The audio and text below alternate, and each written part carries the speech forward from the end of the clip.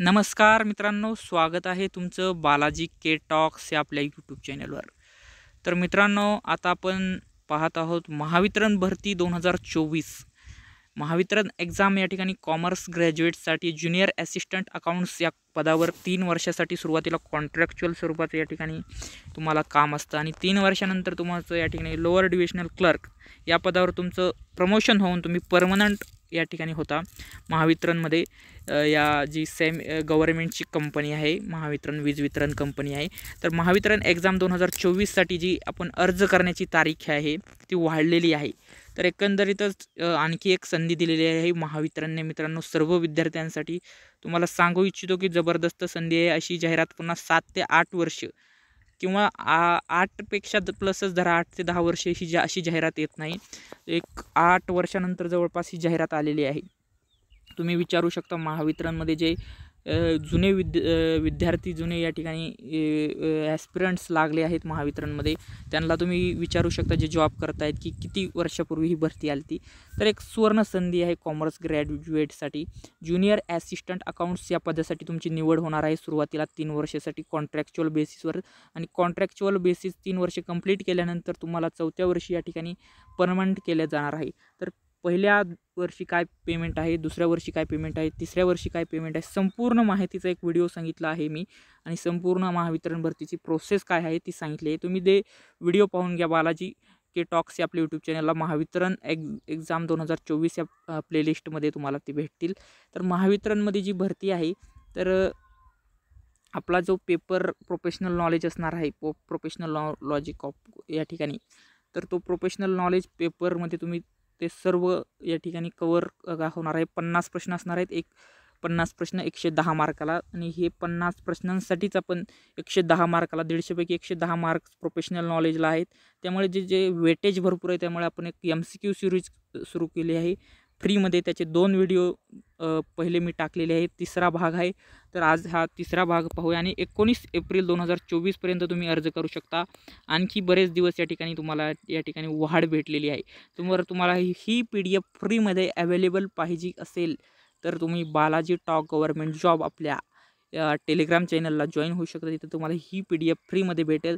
आणि channel subscribe केलं नसेल तर चॅनल सबस्क्राईब करा। नक्कीच तुम्हाला स्पर्धा परीक्षेविषयी माहिती भेटेल।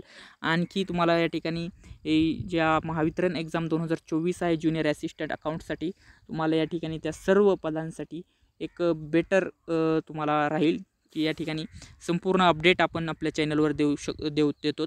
आणि आणखी एक महत्त्वाची अपडेट की या ठिकाणी MIDCची जी परीक्षा होणार आहे 3 एप्रिलला, ग्रुप बी आणि ग्रुप सी, अकाउंटंट बी आणि सी त्यांनी एकत्रित केलेलं आहे, आणि वेगवेगळं मेरिट लागणार आहे, कारण बी आणि सीसाठी वेगवेगळे फॉर्म मागवले होते। मात्र बी आणि सीची एकच परीक्षा होणार आहे। 50 प्रश्न राहणार आहेत त्याच्यात फी 100 मार्क्ससाठी। तर तुम्ही त्याचेही या ठिकाणी तुम्हाला त्या MIDC अकाउंटंट या एक्झामसाठी तुम्हाला या व्हिडिओचा फायदा होईल। तर आपण टॉप 10 MCQ घेणार आहोत आजच्या व्हिडिओमध्ये, आणि पहिले 2-3 व्हिडिओ मी केलेले आहेत MCQची। ते MCQ सिरीज अनेक विद्यार्थी मला बोलत होते की चालू करा सर, तर आता या ठिकाणी आपण चालू करत आहोत। आणि काही अडचणीमुळे मी करू शकलो नाही, मात्र एका दिवसाआड आता नक्कीच व्हिडिओ 100% पडतील एवढी मी खात्री देतो। आणि चला व्हिडिओला सुरुवात करूया। पहिला MCQ पाहूया। तर the double entry system of bookkeeping was originated in Italy, developed by in the year 1494।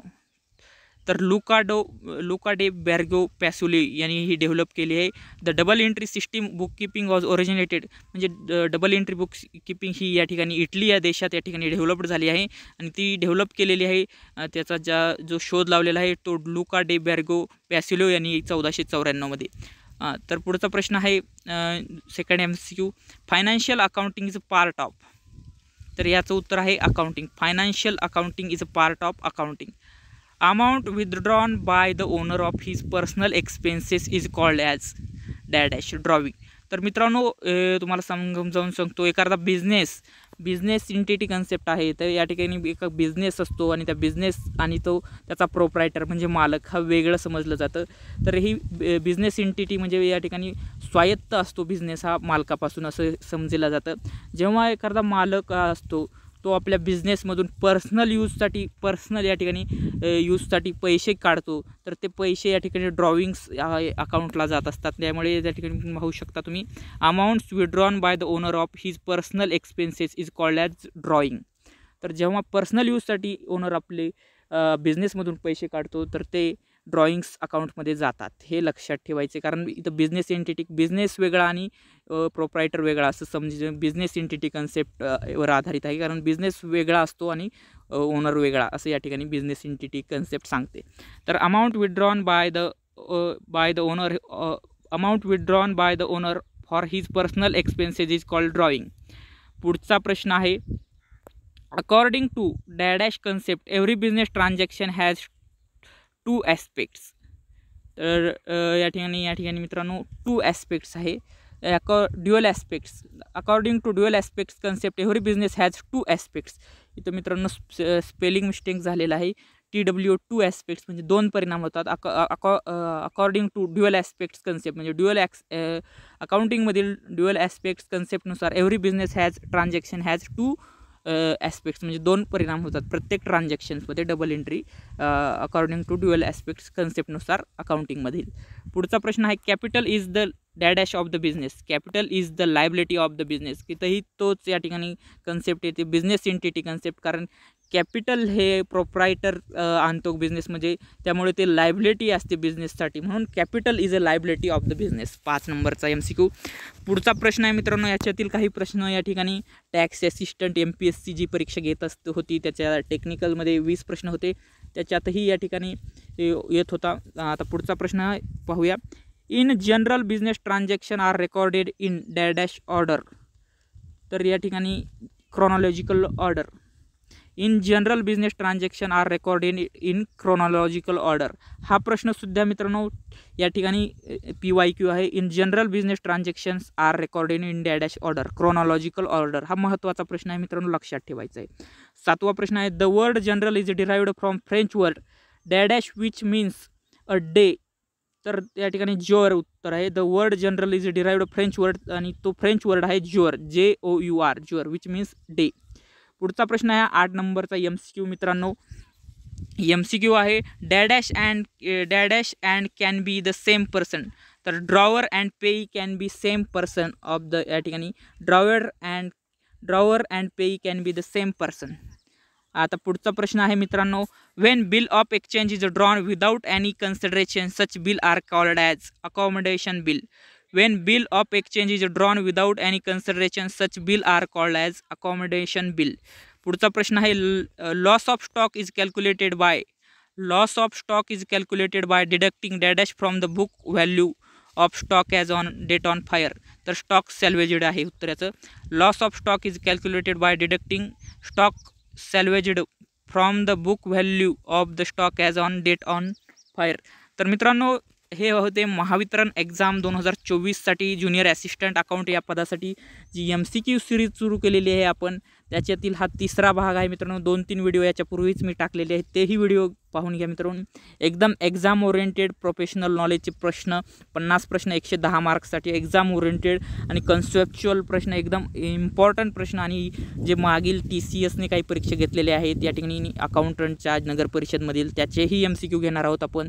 MPSCमध्ये tax असिस्टंटच्या परीक्षा घेतलेल्या आहेत, त्याच्यात टेक्निकल प्रश्न यायचे काही वर्षापूर्वी, आता 1-2 वर्षापासून बंद झालेले आहेत, त्याच्यातील प्रश्न. आणि IBPS जे आता होणार आहे 3 एप्रिलला अकाउंटंट्स या ग्रुप B आणि C, त्याच्यातील काही प्रश्न आपले या ठिकाणी आपले विद्यार्थी या ठिकाणी आणि काही त्यांच्याकडून आपण मेमरी बेस क्वेश्चन IBPS या ठिकाणी देत नाही या ठिकाणी रिस्पॉन्सशीट, त्याच्यामुळे मेमरी बेस क्वेश्चन या ठिकाणी MIDC अकाउंटंटचे सुद्धा आपण घेणार आहोत. तर आपलं चॅनल बालाजी के टॉक्स या आपलं यूट्यूब चॅनल नक्की सबस्क्राईब करा. आणि तुम्हाला ही PDF फ्रीमध्ये पाहिजे असेल तर बालाजी टॉक गव्हर्नमेंट जॉब हे टेलिग्राम चॅनल जॉईन करा, त्याची लिंक व्हिडिओच्या डिस्क्रिप्शनमध्ये भेटेल. व्हिडिओ आवडला असेल तर व्हिडिओला नक्कीच लाईक शेअर कमेंट करा. बालाजी के टॉक्स या यूट्यूब चॅनलला जास्तीत जास्त विद्यार्थ्यांपर्यंत शेअर करा, जेणेकरून हा व्हिडिओ अनेक विद्यार्थ्यांना या व्हिडिओचा फायदा होईल. आणि 19 एप्रिल 2024 शेवटची ॲप्लिकेशन डेट आहे. तर जे बी कॉमर्स ग्रॅज्युएट स्टुडंट आहेत त्यांच्यासाठी ही सुवर्ण संधी आहे. ज्यांनीही फॉर्म भरला नसेल त्यांनी फॉर्म भरून घ्या. संपूर्ण या ठिकाणी महावितरण एक्झामची संपूर्ण या ठिकाणी माहिती मीसाठी एक व्हिडिओ बनवला आहे. महावितरण एक्झाम 2024 या प्लेलिस्टमध्ये जाऊन तुम्ही सर्व व्हिडिओ पाहू शकता. व्हिडिओ आवडला असेल तर लाईक शेअर कमेंट करा. बालाजी के टॉक्स या यूट्यूब चॅनलला सबस्क्राईब करा. व्हिडिओ पाहिल्याबद्दल धन्यवाद.